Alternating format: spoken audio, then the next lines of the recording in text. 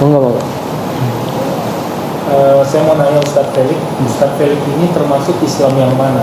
Kenapa? Karena di Indonesia Islam itu banyak sekali Ustadz Felix. Ada Islam Nusantara, Islam Muhammadiyah. Nah, bisa nggak Islam di Indonesia itu Islam satu aja?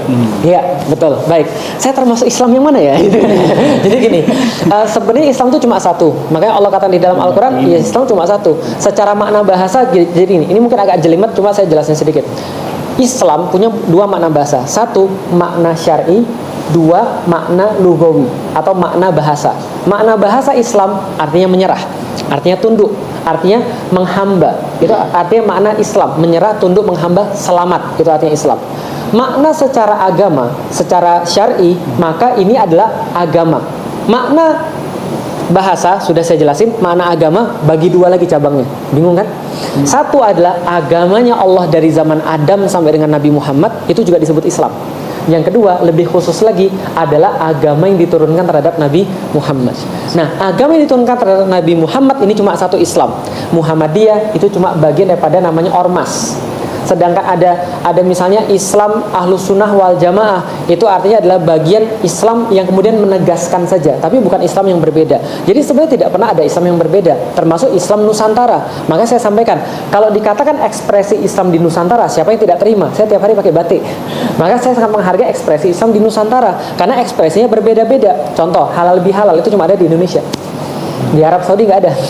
Walaupun itu kayaknya bahasa Arab, tapi nggak ada halal bihalal. Orang Arab Saudi bingung, ini halal bihalal ini apa? Karena hanya ada di Indonesia. Di Indonesia orang sangat mensimbolkan sesuatu, kayak di Turki. Arab Saudi nggak perlu simbol, maka masjidnya kosong, nggak ada hiasan, nggak ada simbol. Karena kenapa? Mereka nggak usah menunjukkan keislaman mereka, sudah sangat nyata. Mereka marah-marah aja kita amin, amin, amin, itu kan ya. Karena seolah-olah dianggap Arab sama dengan Islam. Tapi di Indonesia, di Turki, karena mereka originsnya bukan Islam, mereka perlu simbol. Maka orang-orang Muslim kemudian mensimbolkan dirinya. Orang-orang Turki misalnya, ketika mereka menyebut Sallallahu Alaihi Wasallam, mereka naruh tangannya di sini. Allahumma sholli ala sayyidina Muhammad. Kenapa? Mereka menganggap bahwa ketika mereka megang ini, bahwa Rasulullah itu ada di hatinya. Maka mereka mensimbolkan dengan cara seperti ini. Kalau orang Muslim di Indonesia beda lagi. Batik, ada batik wahyu tumurun. Itu cara dakwah orang Indonesia. Batiknya digambar, seolah-olah menggambarkan bahwa malaikat Jibril datang ke Gua Hiro, memberikan Al-Quran, turunnya Al-Quran. Itu digambarkan dalam batik. Batik itu juga bisa berdakwah. Itu nggak ada masalah kalau ekspresi Islam di Nusantara. Tapi kalau seandainya, yang saya kritik waktu itu adalah ketika Islam di Nusantara seolah-olah lebih tinggi daripada yang lain, ini saya nggak bisa terima. Kenapa? Karena ada embel-embel bahwa kalau kita Islam Nusantara, untunglah kita Islam Nusantara nggak seperti Islam yang lain. Nah, mulai kemudian kata-kata itu yang saya kurang pas. Kenapa kurang pas? Karena seolah-olah kayak tadi, saya lebih baik daripada kamu. Padahal kita nggak bisa mengklaim diri kita lebih baik. Kita bisa jadi klaim diri kita lebih baik kalau kita sudah mati. Bisa. Karena kalau orang sudah mati sudah selamat. Tapi kalau Mas Baim masih hidup belum selamat. Saya belum selamat. Maka ketika kita dikatakan dalam sholat kita Al-Fatihah, siratal ladzina an'amta alaihim, kita minta petunjuk seperti petunjuk yang diberikan oleh orang-orang yang sudah mati sebelum kita, karena mereka sudah selamat. Nah, maka kalau kita belum selamat ya udah. Nah, jadi balik lagi kemudian Islam mana? Islam cuma satu, yaitu adalah Islam. Nah, cuma ekspresinya bisa berbeda-beda. Alhamdulillah di tempat di seluruh dunia saya melihat ekspresi Islam di Indonesia sangat unik. Dan mungkin nggak ada di tempat yang lain. Antum pernah di Turki, dan antum tahu bagaimana ekspresi Islam di Turki. Pemberani, mereka merasa bertanggung jawab. Saya pernah diskusi sama orang Turki, istrinya orang Indonesia, terus dia bilang, diskusi sama Ustadz Felix nih, kamu kan orang Turki asli, katanya kamu ngerti Islam. Setelah dia diskusi, dia bilang apa? Saya akui bahwa dia lebih pintar daripada saya soalan Islam. Tapi nanti lihat kalau saya di medan perang ya. Dia bilang, wadahnya gede, ngangkat kapal. Nanti ada penjelasan, nanti saya akan hadiahkan ada satu buku kepada Mas Baim. Orang Turki sangat pride dalam soal melindungi. Sampai sekarang mereka bilang apa?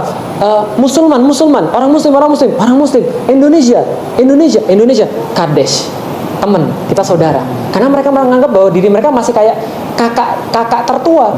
Karena mereka adalah pelindung terakhir kaum muslimin yang ada di dunia pada waktu di zaman kekhilafan Utsmani. Nah, ini adalah kemudian rasanya mereka, ekspresinya beda. Tapi saya pernah jelasin, apa bedanya dengan Indonesia? Indonesia memang betul. Indonesia itu apa-apa senyum. Makanya kadang-kadang ada syekh orang Arab Saudi protes, dipanggil orang Indonesia, kamu ini belajar nggak serius, pulang aja kamu. Kenapa? Senyum mulu. Kamu dikit-dikit ketawa, dikit. Ya orang Indonesia gitu, ngerti ketawa, bingung ketawa, gitu kan ya. Nggak punya duit ketawa, gitu.